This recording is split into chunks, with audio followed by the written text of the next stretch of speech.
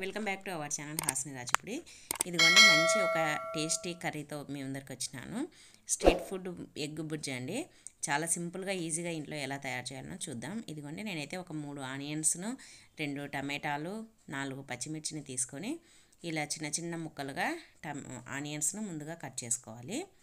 చాలా బాగుంటుందండి. మనం స్ట్రీట్ సైడ్ తింటాం కదా ఎగ్ బుర్జీ, అలా చాలా సింపుల్గా ఈజీగా చేసుకోవచ్చు. చాలా టేస్టీగా ఉంటుందండి. రైస్లోకి, చపాతీలకి, దేంట్లోకైనా బాగుంటుంది. ఇదిగోండి ఈ విధంగా చిన్న చిన్న ముక్కలుగా కట్ చేసుకోవాలి ఆనియన్స్ను. ఎవరైనా మన ఛానల్ ఫస్ట్ టైం చూస్తున్నట్టయితే ప్లీజ్ సబ్స్క్రైబ్ చేసుకోండి.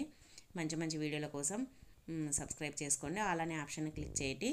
ఆల్ అనే ఆప్షన్ క్లిక్ చేస్తే నేను పెట్టే వీడియోస్ ప్రతి ఒక్కటి మీ దాకా వస్తాయండి.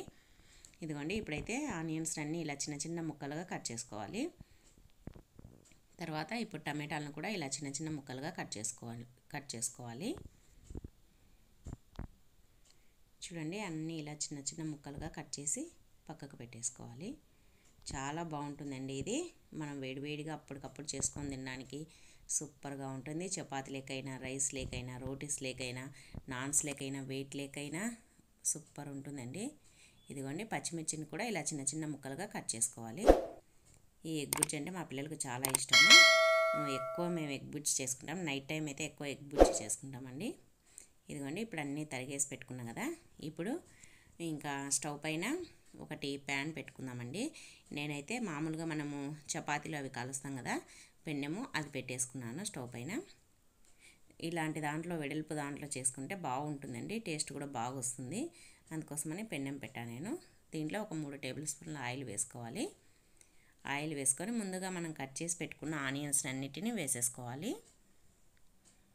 వేసుకొని దాంట్లోనే కొద్దిగా కరివేపాకు, తర్వాత 1 టేబుల్ స్పూన్ ఉప్పు వేయడం వల్ల తొందరగా వేగుతాయి ఉల్లిపాయలు. అందుకోసమని ముందనే నేను ఉప్పు వేస్తున్నాను. తర్వాత లాస్ట్లో కొద్దిగా వేసుకుందాము. ఇదిగోండి ఇప్పుడు ఈ ఆనియన్స్ అంతా బాగా మెత్తబడాలండి. అప్పటి వరకు వేయించుకుందాము.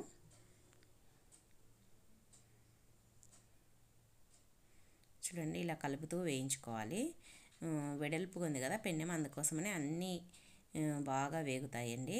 అందుకోసమని మనం కలుపుతూ వేయించుకోవాలి, లేదంటే ఒక సైడ్ మాడిపోతాయి. అందుకోసమని జాగ్రత్తగా కలుపుకుంటూ వేయించుకోవాలి. చూడండి ఈ విధంగా బాగా వేయించుకోవాలి. ఇప్పుడు దీంట్లో పచ్చిమిర్చి, తర్వాత టమాటా ముక్కలు ముందుగా మనం కట్ చేసి పెట్టుకున్నాం కదా, పచ్చిమిర్చి టమాటా ముక్కలు వేసేసుకోవాలి. అంటే ఉల్లిపాయలు మెత్తబడిన తర్వాత ఇవి వేసేసుకోవాలి. చూడండి ఇవి కూడా బాగా వేయించుకుంటూ కలుపుకుంటూ వేయించుకోవాలి. ఇప్పుడు టమాటాలు కూడా బాగా మెత్తబడాలి. చూడండి ఇలా పెన్నాన్ని అటు ఇటు తిప్పుకుంటూ బాగా వేయించుకోవాలి. టమాటా ముక్కలు కూడా మెత్తబడాలండి. చూడండి ఇప్పుడైతే టమాటా ముక్కలు కూడా మెత్తబడినాయి కదా. ఇప్పుడు దీంట్లో పసుపు, తర్వాత ఉప్పు ఫస్ట్లో వేసుకున్నాం కాబట్టి చూసి వేసుకోండి. తర్వాత కారం, మన టేస్ట్కి తగినంత కారం నేనైతే 1 టేబుల్ స్పూన్ వేసినాను. తర్వాత కొద్దిగా ధనియాల పొడి, ఒక 1/2 టేబుల్ స్పూన్ ధనియాల పొడి వేసుకొని ఇవన్నీ ఉప్పు, కారం, పసుపు, ధనియాల పొడి అంతా ఈ ఆనియన్స్ టమాటాలకు పట్టేటట్టు బాగా కలుపుకోవాలి. ఇదిగోండి ఇప్పుడైతే కొత్తిమీరని చిన్న చిన్న ముక్కలుగా కట్ చేసుకొని వేసేసుకోవాలి. ఉప్పు, కారం, పసుపు కలిసిన తర్వాత ఈ కొత్తిమీరను కూడా చల్లుకొని కలుపుకోవాలి. ఇదిగోండి ఇప్పుడు అన్నీ మగ్గిపోయినాయి కదా. కొత్తిమీర, తర్వాత ఉప్పు, కారం, పసుపు, టమాటాలు, పచ్చిమిర్చి మగ్గినాయి కదా. ఇప్పుడు ఎగ్స్ను వేసేసుకుందాం. నేను 3 ఎగ్స్ని తీసుకున్నానండి. ఈ 3 ఎగ్స్ను వేసేసుకోవాలి. 3 ఆనియన్స్ తీసుకున్నా కదా, 3 ఎగ్స్ తీసుకున్నా. ఈ ఎగ్స్ను వేసేసుకోవాలి. ఈ 3 ఎగ్స్ను ఇలా కొట్టి వేసేసుకోవాలి.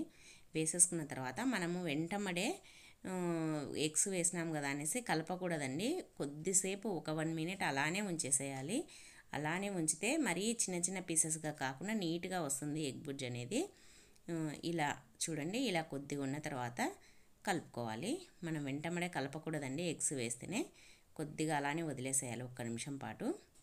చూడండి ఇప్పుడైతే అంతా బాగా కలుపుకోవాలి. సిమ్లో పెట్టేసుకొని కొద్దిసేపు కలుపుకోవాలి. తర్వాత ఫ్లేమ్ను పెంచుకోవచ్చండి. చూడండి ఇలా కలిపితే ఇలా వచ్చేసింది అంతా.